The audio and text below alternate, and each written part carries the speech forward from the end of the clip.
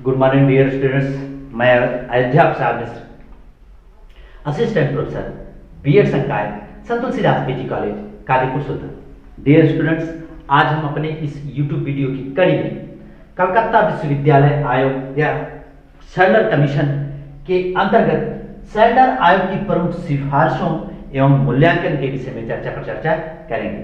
Dear students, Sander आयोग की प्रमुख सिफारिशें क्या थी, इसके बारे में आप लोग कुछ प्रमुख सिफारिशों के बारे में पिछले वीडियो में देखा होगा। आज उसी आगे की कड़ी में सैंडर आयोग की प्रमुख सिफारिशों के अंतर्गत स्त्री शिक्षा के विषय में आयोग के क्या सुझाव थे, शिक्षक प्रशिक्षण हेतु और व्यावसायिक शिक्षक प्रशिक्षण के लिए क्या सुझाव थे, इस पे चर्चा करेंगे। डियर स्टूडेंट्स, पिछले वीडियो में आपने देखा होगा माध्यमिक शिक्षा के संबंध में सैंडर आयोग का सुझाव, भारतीय विश्वविद्यालयों या उच्च शिक्षा के संबंध में क्या सुझाव दिया था, और साथ ही साथ कलकत्ता विश्वविद्यालय के संबंध में आयोग ने क्या सुझाव दिया था, इस पे हमने अध्ययन किया। जैसा कि आप लोग जानते भी होंगे डियर स्टूडेंट्स, हमने पिछले वीडियो में चर्चा किया था कि सैंडर आयोग अथवा कलकत्ता विश्वविद्यालय आयोग का गठन कलकत्ता विश्वविद्यालय की समस्याओं, कार्यक्षेत्र एवं उद्देश्य से संबंधित था, परंतु इसने बृहद अध्ययन करते हुए भारतीय शिक्षा के अनेक पहलुओं पर चर्चा किया था, जिसमें आगे की कड़ी में स्त्री शिक्षा के विषय में आयोग का सुझाव। डियर स्टूडेंट, जैसा कि हम लोग जानते हैं स्त्रियों की शिक्षा के संबंध में क्या क्या सुझाव दिए थे, इसको हम निम्न बिंदुओं के माध्यम से अध्ययन कर सकते हैं। सर्वप्रथम इसने बालिका विद्यालयों, पृथक बालिका विद्यालय की स्थापना की बात करता है। पृथक बालिका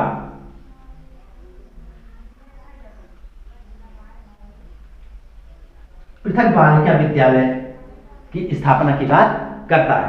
अगर दूसरे पॉइंट के अंतर्गत देखेंगे, उस समय पढ़ने वाले छात्रों में लड़कों की अपेक्षा लड़कियों की संख्या बहुत कम थी, और इसके लिए आयोग ने स्त्री शिक्षा हेतु एक शिक्षा का विशिष्ट प्रकोष्ठ, स्पेशल एजुकेशन ऑफ, या ये कहें special board of education, special board of education का सुझाव देता है, जिससे बालकों और बालिकाओं में समानता लाया जा सके। तीसरे पॉइंट के अंतर्गत देखेंगे डियर स्टूडेंट्स, जैसा कि हमने पिछले वीडियो में चर्चा किया था कि महिलाओं की शिक्षा के लिए इसने पर्दानशीन विद्यालय स्थापित करने का सुझाव दिया था। तो स्त्रियों की शिक्षा में जो आयोग का सुझाव था कि पर्दानशीन युवतियों की शिक्षा दीक्षा के लिए विश्वविद्यालय में महिला शिक्षा हेतु विशेष विभाग खोला जाए, अर्थात पर्दानशीन युवतियों के लिए पर्दानशीन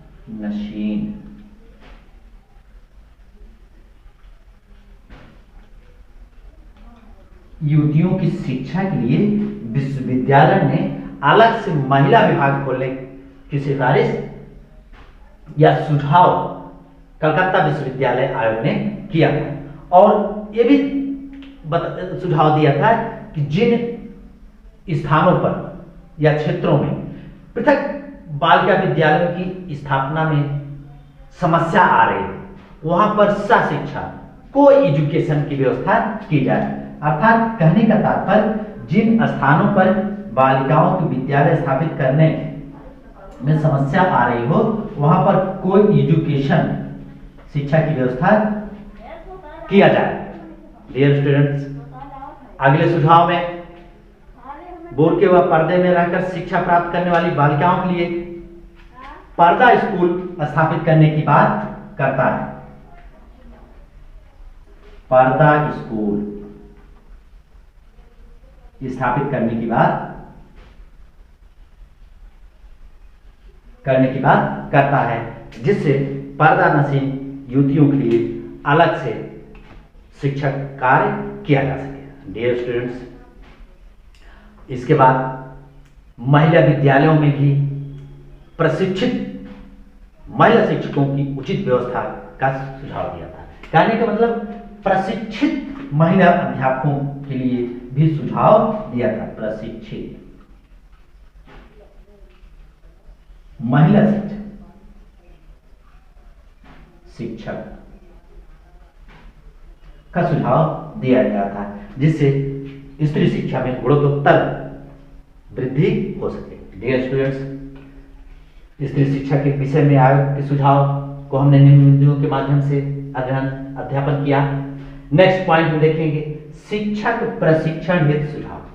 डियर स्टूडेंट्स, शिक्षा का गुणात्मक विकास तभी हो सकता है जब योग्य अथवा प्रशिक्षित शिक्षकों द्वारा शैक्षणिक कार्य संचालित किया जाए, और इसके लिए शैडर कमीशन अथवा कलकत्ता विश्वविद्यालय आयोग ने सरकार को अपने प्रतिवेदन में जो सुझाव भेजा था उसको अगर हम देखेंगे तो उसको भी निम्न बिंदुओं के माध्यम से अध्ययन कर सकते हैं।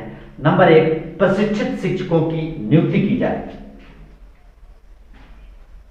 प्रशिक्षित शिक्षकों की नियुक्ति की जाए,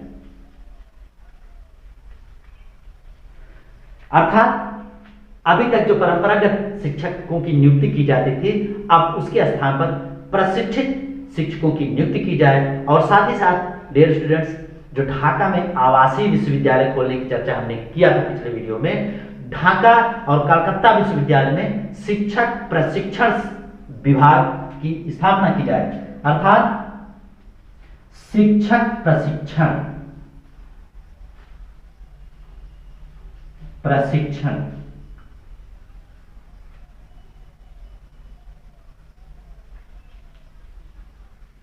विभाग की स्थापना की जाए, अर्थात दोनों विश्वविद्यालयों में शिक्षक प्रशिक्षण विभाग की स्थापना किया जाए और माध्यमिक एवं स्नातक स्तर पर एजुकेशन अर्थात शिक्षा शास्त्र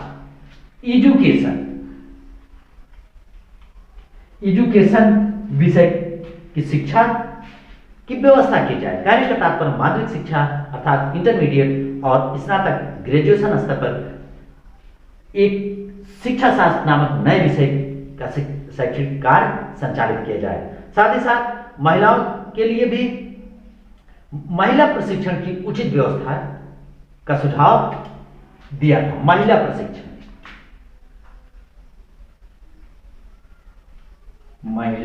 प्रशिक्षण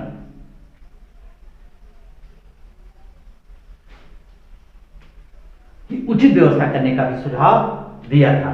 साथ ही साथ शिक्षक प्रशिक्षण को शिक्षकों के लिए एक अनिवार्य अर्हता के रूप में निर्धारित करने का सुझाव सैडर कमीशन ने दिया था। डियर स्टूडेंट्स, स्त्री शिक्षक विषय में और शिक्षक प्रशिक्षण विषय में क्या सुझाव दिया था। नेक्स्ट पॉइंट के अगर अंतर्गत देखेंगे व्यावसायिक शिक्षा के लिए सुझाव। डियर स्टूडेंट्स, जैसा कि हम लोग जानते हैं व्यावसायिक शिक्षा अनेक समस्याओं को सॉल्व करता है या अनेक समस्याओं को हल करता है, इसीलिए इन सब को ध्यान में रखते हुए सैडर कमीशन ने व्यावसायिक शिक्षा के संबंध में भी अनेक सुझाव दिए थे। नंबर 1 अगर देखेंगे, इसने कहा था इंटरमीडिएट स्तर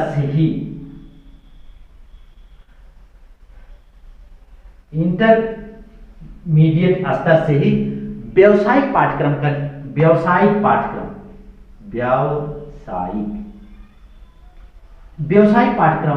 की व्यवस्था करने का सुझाव दिया था। और साथ ही साथ विश्वविद्यालयों में व्यावसायिक शिक्षा की उचित व्यवस्था है, व्यावसायिक विषयों में भी उपाधियां एवं प्रमाण पत्र। कहने का तात्पर्य विश्वविद्यालयों में व्यावसायिक शिक्षा की उचित व्यवस्था के लिए विभाग खोलने और उपाधियां एवं प्रमाण पत्र सर्टिफिकेट एंड डिप्लोमा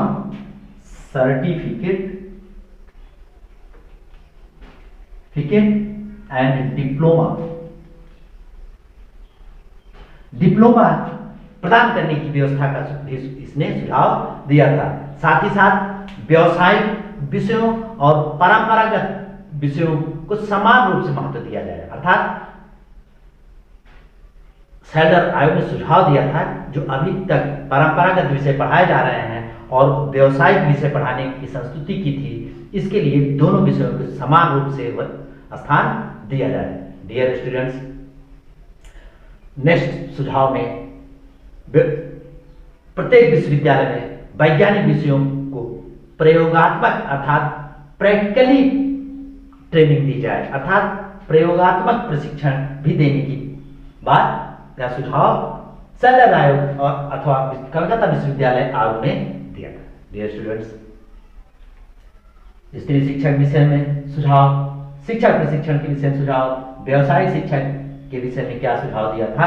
इसके बाद अगली हेडिंग के अंतर्गत हम अध्ययन करेंगे डियर स्टूडेंट्स, सैंडर आयोग का मूल्यांकन। डियर स्टूडेंट्स, कोई भी विषय वस्तु हो, क्रिया हो या विचार हो, उन सब का अगर मूल्यांकन तत्कालीन परिस्थितियों को ध्यान में रखते हुए वर्तमान परिप्रेक्ष्य में अगर हम करें तो उसमें अनेक गुण और दोष परिलक्षित होते हैं। यही सब बातें सैलर आयोग के मूल्यांकन के समय भी अगर देखा जाए तो उसमें अनेक गुण और दोष परिलक्षित होते हैं। गुण के अंतर्गत डियर स्टूडेंट्स हम देखेंगे प्रत्येक प्रांत में, जो हमने पिछले वीडियो में चर्चा किया था कि माध्यमिक शिक्षा बोर्ड का गठन किया जाए, तो प्रत्येक प्रांत में एजुकेशनल बोर्ड या बोर्ड ऑफ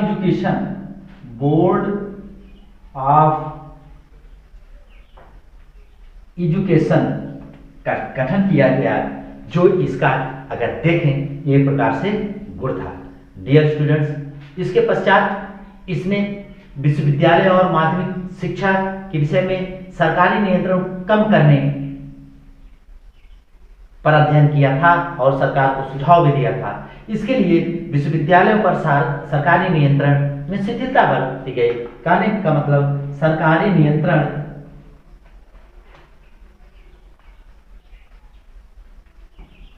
में शिथिलता बरती गई। और अगले अगर इसकी अच्छाई या दोष के विषय में अगर हम देखेंगे, विश्वविद्यालय में जो अभी सीनेट ये सब कार्य कर रहे थे, पुरानी संस्थाएं, अब उनके स्थान पर कोर्ट या कार्यकारिणी परिषदों का निर्माण किया गया। कोर्ट या कार्यकारिणी परिषद, कोर्ट और कार्यकारिणी परिषद का गठन किया गया था, जिससे विश्वविद्यालय के आंतरिक प्रशासन में अनेक सहूलियतें या अनेक सहयोग प्रदान हुई। नेक्स्ट गुण के विषय में डियर स्टूडेंट्स अगर हम चर्चा करेंगे, विश्वविद्यालयों में अनेक विभागों, अभी तक जो अलग विभाग की व्यवस्था नहीं की गई थी, सैलर कमीशन के पश्चात विश्वविद्यालयों में अलग अलग डिपार्टमेंट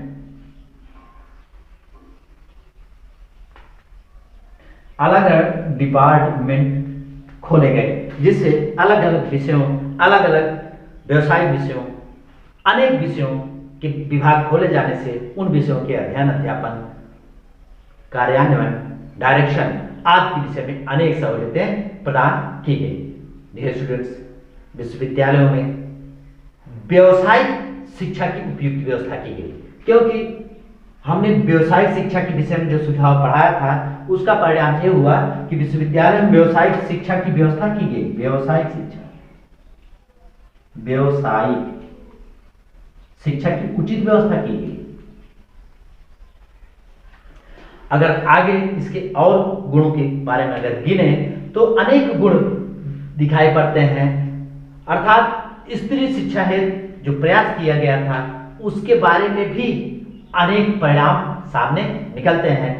दोनों विश्वविद्यालयों, कलकत्ता विश्वविद्यालय और ढाका विश्वविद्यालय में स्त्रियों के लिए पर्दा नशीन विभागों की भी स्थापना का कार्य किया गया था। और साथ ही साथ अगले गुण के बारे में अगर देखेंगे, शिक्षक प्रशिक्षण पर भी विशेष ध्यान देना प्रारंभ हुआ था, अर्थात शिक्षकों के प्रशिक्षण के लिए कार्य किए गए थे। अगले गुण के विषय में अगर डियर स्टूडेंट्स देखेंगे, विश्वविद्यालय में शारीरिक शिक्षा विभागों की स्थापना की गई और फिजिकल एजुकेशन डायरेक्टर की नियुक्ति भी करना सैंडलर आयोग का एक गुण था। डियर स्टूडेंट्स, अनेक गुणों के बावजूद भी अगर गहराई से अध्ययन किया जाए तो सैंडलर कमीशन में अनेक अवगुण भी परिलक्षित होते हैं। नंबर एक अगर देखें तो भारतीय विश्वविद्यालय की वित्तीय व्यवस्था अर्थात वित्तीय व्यवस्था के विषय में कोई सुझाव न देना सैंडलर आयोग का एक अवगुण के रूप में हम देख सकते हैं। डियर स्टूडेंट्स, अगले अवगुण के बारे में या दोष के विषय में अगर हम देखें तो नवीन विश्वविद्यालय की स्थापना भारत जैसे विशाल देश में या विशाल जनसंख्या वाले देश में उस अनुपात में बहुत कम थे। एक प्रकार से हम ये कहें भारतीयों के अनुपात में विश्वविद्यालयों की स्थापना न करना सैंडलर आयोग का एक दोष था या कमी थी। अगले दोष के विषय में अगर देखें, कलकत्ता और ढाका विश्वविद्यालय का संचालन कैम्ब्रिज और ऑक्सफोर्ड जैसे विश्वविद्यालयों के आदर्श करना सैंडलर आयोग का एक बहुत बड़ा दोष के रूप में सामने आता है, क्योंकि कलकत्ता भारत और ब्रिटेन की परिस्थितियों में दोनों में काफी असमानता है। अगले दोष के बारे में अगर देखें तो समय से पूर्व माध्यमिक शिक्षा को सरकार के नियंत्रण से दूर कर दिया गया था, जिसे हम ये कह सकते हैं सैंडलर आयोग का एक बहुत बड़ा दोष था। आज की वीडियो बस इतना ही। नेक्स्ट अगले वीडियो में धन्यवाद।